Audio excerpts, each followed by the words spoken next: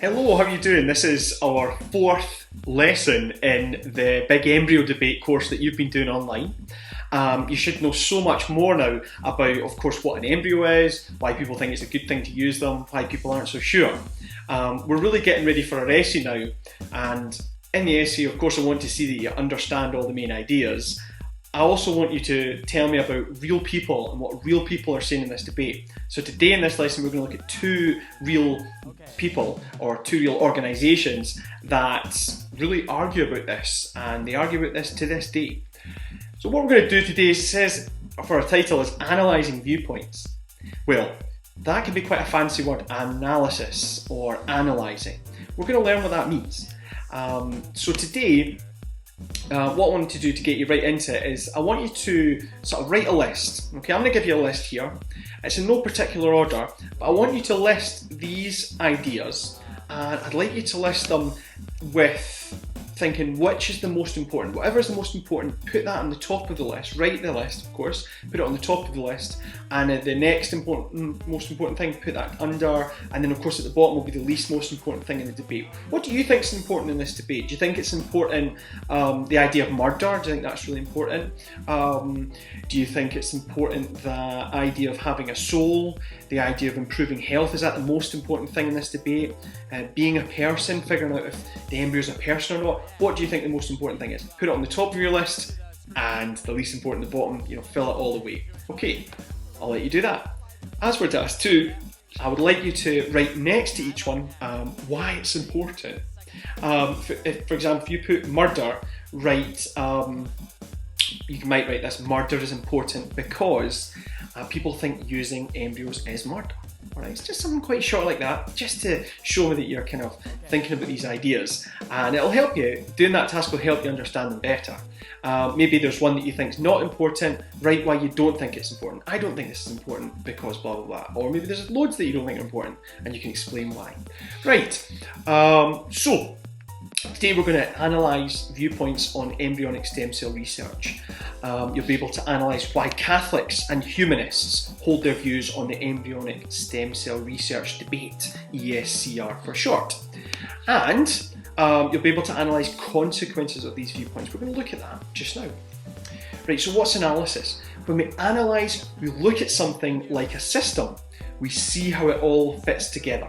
Right, so we're going to look at the viewpoints of two groups together. We're going to see how these viewpoints fit together. What does that mean?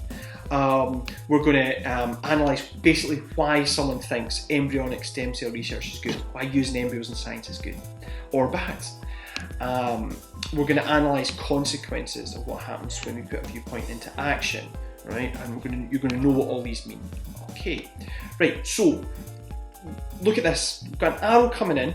Okay, it's popping in, and we've got an opinion. There's Donald Trump. He's no doubt got an opinion on the use of embryos in science. I'm sure you can find it online.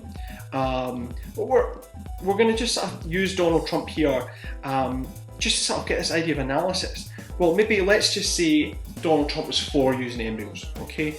Well, we're going to analyse why. What leads into Donald Trump believing that? Is it he believes it's good because he doesn't think the embryo is a person? Okay, that's the why. That's us analysing not just what he says, but what led to him saying that, what his beliefs were, what his ideas were that meant he ended up being for it. Okay, or if he was against, we would say why is he against? We'd look and we'd maybe see what he says and figure out why is he against. Is he against because he thinks the embryo has a soul? Is he against because he thinks the embryo is a person? That would be analysing why, not just what he says, for or against, but why he says it. What about this idea of consequences? Now, I know a lot of people when I teach this, they think consequences means a bad thing, better behave or there'll be consequences. Well, consequences can be a bad thing, but consequences can be a good thing. You could have good consequences from doing a good thing. So what we do when we're going to think of consequences, let's just say again that Donald Trump was thought it was a good thing to use embryos, then what could be a good consequence of him believing that? Well, a good consequence coming out of that belief happening because of him having that opinion, it might be that we then do research. That's a good consequence, and it might help people's lives. Great. Or maybe a bad consequence could be that some people might say it could destroy life, or it might destroy life, or we're being a bit risky. That's a bad consequence. Anyway, basically consequence just means good or bad things that happen because of that opinion. Okay, we'll look at an example. Let's look at Bulbasaur here. Now Bulbasaur is actually thinks it's wrong. We looked at that in the last lesson because Embryo is a potential person. So question 1, I want to analyse, well, we'll do it together. Why does Bulbasaur think embryonic stem cell research is wrong? Well, why do you think it's wrong? Because an embryo is a potential person. There we go, that's us. He thinks the embryo is a potential person, so he thinks that stem cell research is wrong. We'll go analyse why he thinks what he thinks. Simple as that. Why does he think it? He says it there. He thinks embryos are potential people.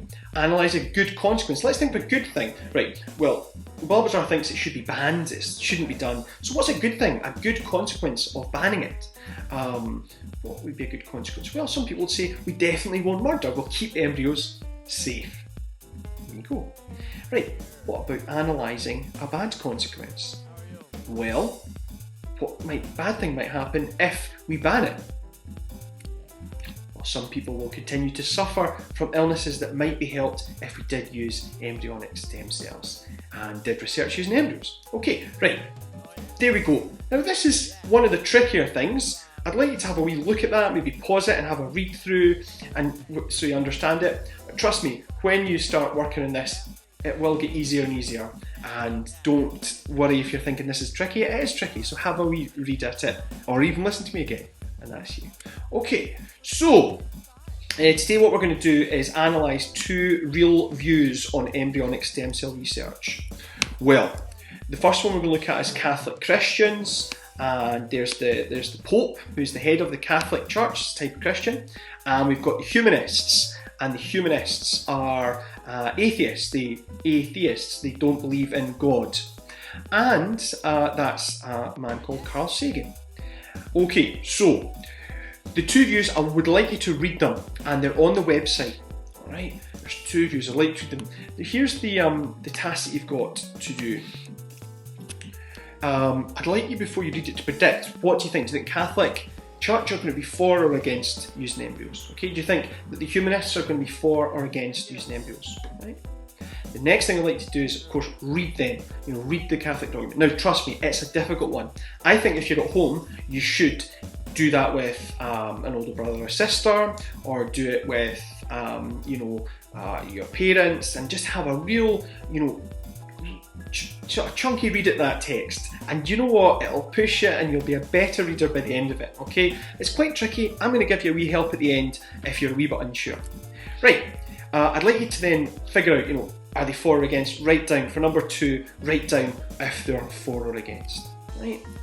Then number 3, I want you to answer this question, like we did for Bulbasaur there. Why is the Catholic Church for or against? Why are humanists for or against? Okay, why do they believe it's good or bad? There's maybe 1, maybe 2, maybe 3 reasons why they think it's good or bad, and that'll be in the writing. Okay. Well, and moving on, what I would like you to do, this is slightly trickier, I'd just like to think of some good and bad consequences of the Catholic viewpoint, of going with them, good and bad consequences of the humanist opinion and going with them.